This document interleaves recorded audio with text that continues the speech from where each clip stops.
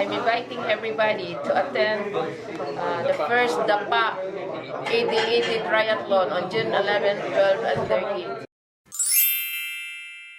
I think now the national government is encouraging us Filipinos to visit also our tourist destinations.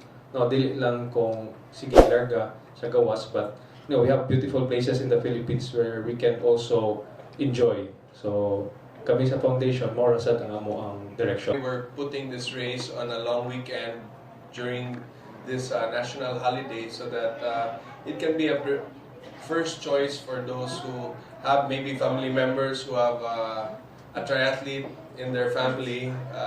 Make this a vacation for the whole family. Go there for the long weekend, experience Dapa and the rest of the island, and for half a day till that evening, you'll also have the experience of this triathlon race. But that's why these races are scheduled on long weekends and holidays like this, so that we can visit the islands of our country.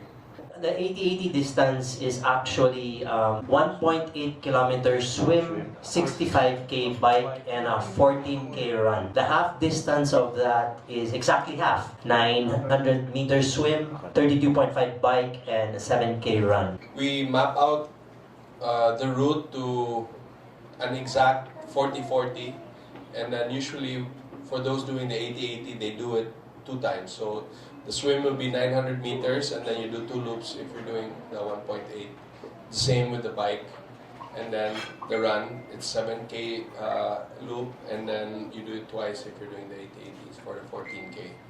The total cost prices, amo lang ni ipangalot, but the total amount nga among ialot for cost prices, 500,000 all in all. They're gonna try and bring some talent so we can have a good night, for the awarding, and to really be thankful to the people that go to join this triathlon in the back. The safety and the security, so there's no problem with the for the safety and the security of the back. We're inviting everybody for this June 13 Dapa 80-80 triathlon. It's going to be on a long weekend in a beautiful town with which looks like we're going to have a beautiful swim, scenic bike route, and a very well canopied run.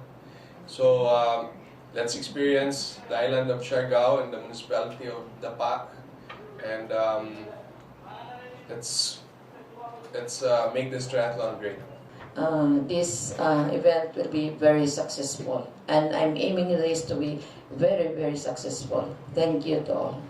I'm inviting everybody to attend the first Dapa 80-80 Triathlon on June 11, 12, and 13.